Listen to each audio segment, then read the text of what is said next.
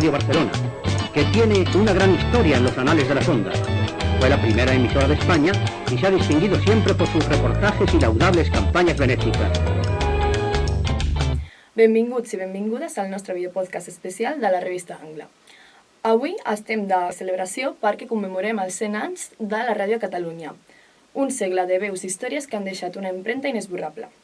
Durant els 4 capítols de la sèrie En Antena, entrevistarem a persones que han estat claus en aquest mitjà, professionals que han viscut i que viuen la ràdio des de dins, i els preguntarem sobre el futur del sector.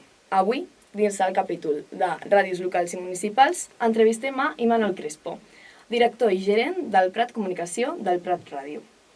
Bueno, Imanol, com estàs avui? Què tal? Molt bé, benvinguda, encantadíssim de rebre-us. Gràcies. Per començar, ens agradaria saber quin consideres que ha estat el canvi més gran a les ràdios municipals i locals des de que treballes com a periodista. Bé, segurament jo crec que la ràdio s'ha hagut d'adaptar, com tot a la vida, doncs, a aquest auge de la tecnologia i a la inclusió de la tecnologia i el món digital. Efectivament, la ràdio té 100 anys d'història i segurament ara està vivint doncs, tota aquesta etapa de transició. Primer, en una primera etapa, des de l'àmbit més analògic, on només existia la FM, la ràdio, diguem-ne, tradicional per transistor, va haver de fer un salt cap al món digital i ara jo crec que s'ha de fer una nova transició segurament amb tot el que seria la transició cap al podcast i per tant una nova manera també de fer ràdio, però també a la multiplicitat de canals de distribució, podríem dir. Amb tot l'auge del podcast que tenim fins ara, també ja s'està deixant de parlar pròpiament de ràdio moltes vegades per parlar d'àudio. És indiferent de si estem parlant d'FM, de digital o de trossets de ràdio a l'assistent de veu, i jo crec que les ràdios municipals, òbviament com totes, també s'han hagut d'adaptar en aquest procés. Nosaltres com el Prat Ràdio, en certa manera, val a dir que no vam ser de les primeres ràdios locals a Catalunya, de les ràdios de Ganes, estem parlant d'Arenys, de Cornellà, Sant Boi, que als anys 79, 82, 84, si no recordo malament, van començar amb les seves primeres emissions. Nosaltres vam començar el 2002 i per tant també ja vam començar en plena etapa digital i per tant, en certa manera, ja vam néixer doncs, amb aquest esperit. Ara bé, ara sí que hem anat fent un pas cap a adaptar-nos a les noves maneres de consumir ràdio, a intentar aproximar-nos moltíssim al públic jove i posar sobretot al centre, no oblidar que el més important segurament és posar en el centre el contingut i el contingut de qualitat, òbviament des de la proximitat que defineix una ràdio municipal o una ràdio local com la nostra. És això, no? Que si la societat i tot això, els medis de comunicació estan canviant, la ràdio, si no vol quedar-se enrere, també ho ha de fer. Hem d'estar on està la gent, segurament. Si la gent i el públic decideix doncs, no escoltar tant la ràdio per transistor i fer-ho al mòbil i quan ells volen i no en el directe, nosaltres hem de ser capaços d'adaptar-nos moltíssim, no només a la ràdio de directe, sinó també a la carta i també trencar una mica amb el mite aquell de la graella. Nosaltres en el Prat Ràdio, de fet, si entres al web del Prat Ràdio no hi ha una graella. La graella setmanal tradicional d'abans no existeix. El que oferim és contingut, estan tots els programes. Hem habilitat el Prat Ràdio Més, que és un espai propi de podcast, que jo diria que és excepcional encara, en certa manera, que hi hagi una ràdio local que generi contingut propi al web, és a dir, no té per què sortir a l'FM, és independent, té autonomia pròpia i té una idiosincràsia pròpia, i en això és el que hem de posar els esforços, treballar, perquè és evident que el públic més jove, sobretot si ens volem aproximar a ell, és inevitable que consumeixen d'una manera diferent en molts sentits, no? I per tant nosaltres hem de ser com molt inquiets perquè la societat canvia moltíssim, cada vegada canvia més ràpid i per tant nosaltres també hem de tenir les eines i ser capaços de canviar ràpid i adaptar-nos ràpid als nous hàbits de consum. També hem vist que el Prat Ràdio produeix diversos podcasts, entre ells el Món a 150 centímetres o Miralls de memòria. Quan i per què us vau sumar a aquest format?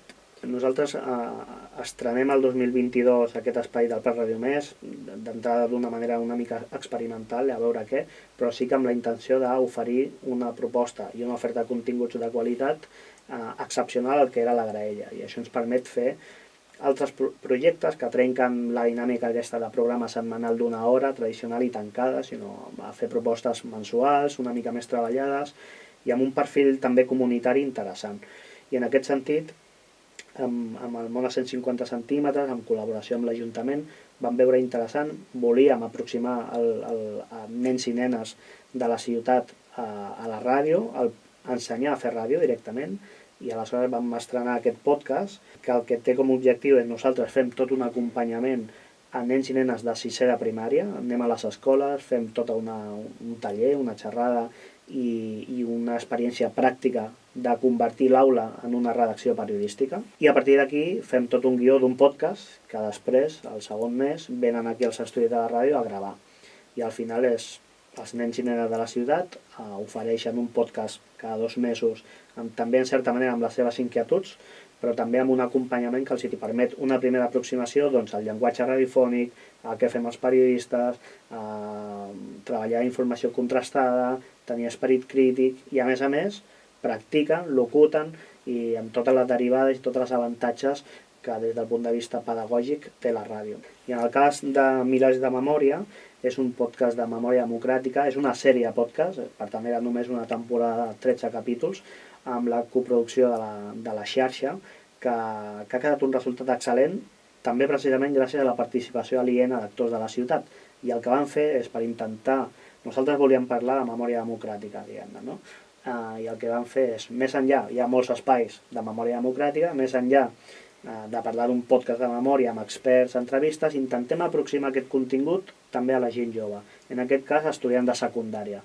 Nois i noies de 15, 16, 17 anys de la ciutat que tenen inquietuds també per aquest àmbit, i el que vam fer és això, parlar amb tots els instituts de la ciutat, vam trobar un grup motor d'estudiants i professors que els oferia aquest acompanyament, i també teníem aquest taller i xerrada, una aproximació a la ràdio, i ells preguntaven, feien de periodistes i plantejaven preguntes a experts sobre temes diversos.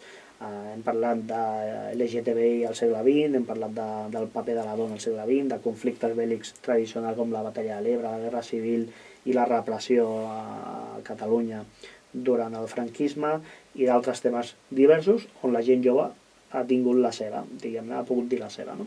Sí, sobretot que això que us ajunteu molt amb el jovent. És un repte estratègic fonamental, jo diria que estratègic de les ràdios en general, però també de la ràdio local, que la gent jove del Prat se la senti seva, que sàpiga que té al Prat Ràdio una ràdio que no és una ràdio avorrida, tradicional, sinó que intentem, doncs això, ser valents, inquiets i oferir continguts que els hi agradin, i en aquest sentit estem fent molts esforços, i aquest parell de podcast, d'exemples, són un bon exemple, volia dir. Val. Després, tu com a professional, com t'assegures que sempre hi hagi un contingut de qualitat? I com seleccioneu aquest tipus de contingut? Bé, jo crec que és un tema que s'ha de treballar des del principi, o com a màxim responsable des del punt de vista de la gestió. Doncs inicialment, sobretot, és comptar amb professionals que són persones que tenen una formació i una experiència, i per tant treballem la informació de forma professionalitzada. Diguem-ne, això que pot semblar molt obvi, avui dia amb tot el tema de la desinformació, de la gran quantitat d'informació que hi ha, però no tota és de bona qualitat, o que qualsevol a través de les xarxes socials pot compartir informació no contrastada o des d'un punt de vista sense seguir tota la feina, diguem-ne, i les rutines periodístiques i respectant un codi deontològic que s'ha de seguir, doncs, val la pena posar-ho en valor perquè és necessari que darrere dels mitjans professionals hi hagi persones professionals. I quins són els principals reptes que enfronta la ràdio municipal en l'actualitat, que tu consideris? Insistint una mica en el que deia abans, jo crec que estem fent una mena de segona gran transició, i de fet segurament ara sempre estarem en transició, perquè la societat canvia tant que els mitjans, no només la ràdio, sempre hem d'estar molt pendents per intentar adaptar-nos als nous hàbits de consum. Però dins d'això, i en aquest context que aplica a tot segurament, hi ha el concepte precisament de la desinformació i la fake news. Això que deia ara en la tercera pregunta, que pot ser obvi, no? Que darrere de mitjans professionals hi hagi gent professional. Bueno, insisteixo, amb les xarxes socials sembla ser que tot s'ha diluït una mica, i fa informació, o tothom es pensa que pot fer informació de qualsevol manera, sense contrastar, o és molt més fàcil compartir de forma desinteressada aquesta desinformació amb uns objectius polítics, ideològics, el que siguin, i per tant crec que des dels mitjans professionals que seguim un codi deontològic, que tenim uns valors i que defensem una manera de fer professional precisament, doncs, com a mínim hem de ser ben curosos i posar en valor encara més aquesta professionalitat, fer-ho millor per intentar també dir a la gent: ei, aneu als mitjans tradicionals contrastats, que sapigueu que fan una informació contrastada i que hi ha cert rigor, diguem-ne, i que no hi ha coses rares. O sigui, crec que hi ha d'haver professionals, no sé si sempre la societat ho ha valorat, i hem de ser curosos amb la informació que rebem i que consumim. Per tant, diria que com a mínim cal una major transparència, saber qui hi ha darrere de cada mitjà, sigui públic o privat, saber d'on estan els ingressos, de quin grup mediàtic és propietat a cada mitjà. I no és tant la desinformació, que mentides hem tingut sempre.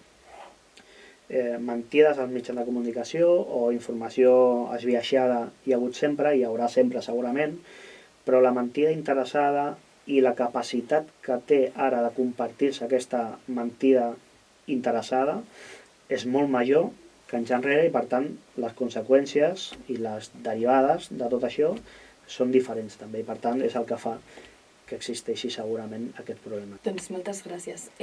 Ara farem una tanda de preguntes ràpides que has d'intentar respondre el més veloç possible en una frase o màxim 2. Anem-hi. Quina és la importància d'una ràdio municipal? La major importància d'una ràdio municipal? Mantenir sempre aquest esperit de proximitat i esperit comunitari, que moltes vegades sabem el que passa a Rússia, Israel, Síria, ara, i no sabem el que passa al nostre carrer. Molt bé. Quina creus que és la major diferència entre la ràdio i la premsa escrita? La ràdio té un esperit, en certa manera, màgic per ser capaç de generar imatges a través de la veu, i això genera una proximitat, una confiança i una relació d'intimitat i d'acompanyament que crec que la premsa escrita, que jo reconec que soc molt fan també de la premsa escrita, no acaba de tenir. Quines seccions són les més importants a la programació d'una ràdio local? Nosaltres, com a ràdio generalista, parlem de tot, i des del punt de vista dels informatius tenen una dinàmica, i els esports són també, òbviament, molt importants, però dins dels informatius ens agrada molt obrir en temes culturals, parlar de ciència i no només de política i economia, que són com els grans temes forts de la ràdio generalista o de la televisió generalista, sinó que nosaltres, com a ràdio local, ens permetem aquesta llicència d'obrir habitualment, i no és cap excepció, amb temes culturals, temes científics, salut, societat, i crec que això també aporta un valor excepcional, inèdit, que fa que siguem, com a ràdio de proximitat, fonamentals. Molt bé. Pots definir el Prat Ràdio en 3 paraules?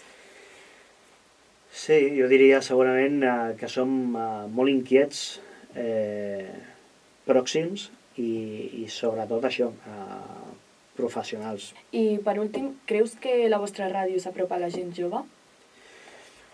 Com a mínim s'apropa més que anys enrere, segurament.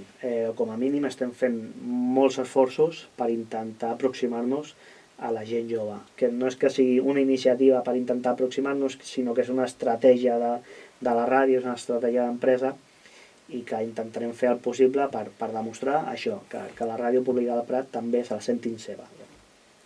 Perfecte, moltes gràcies, Imanol. I ara et faré una última pregunta per concloure, que és: com veus la ràdio a Catalunya d'aquí a 100 anys? Bé, la ràdio d'aquí a 100 anys no sé com estarà, però sí que sé que estarà viva. A la ràdio se li ha matat molt, moltes vegades. Quan va néixer la tele als anys 60, va matar la ràdio, ha sobreviscut.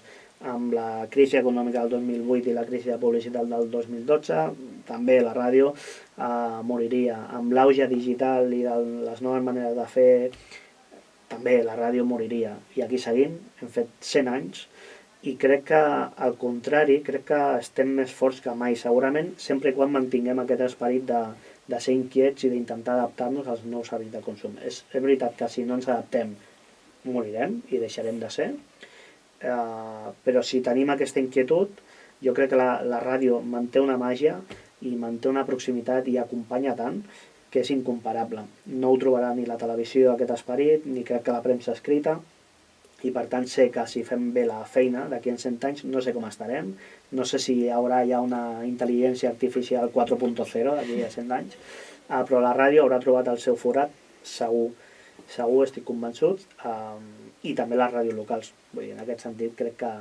que podem estar tranquils. Ara no sé si això, com es sentirà pròpiament la ràdio, si ho farem a través del transistor i de les zones FM o serà d'altres maneres. Segurament no sigui el més important.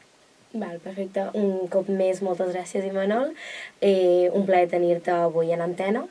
Gràcies per acompanyar-nos i bé, això ha estat tot per avui. Pròximament tornem amb més entrevistes i amb més ràdio. Radio Barcelona, que tiene una gran historia en los anales de las ondas.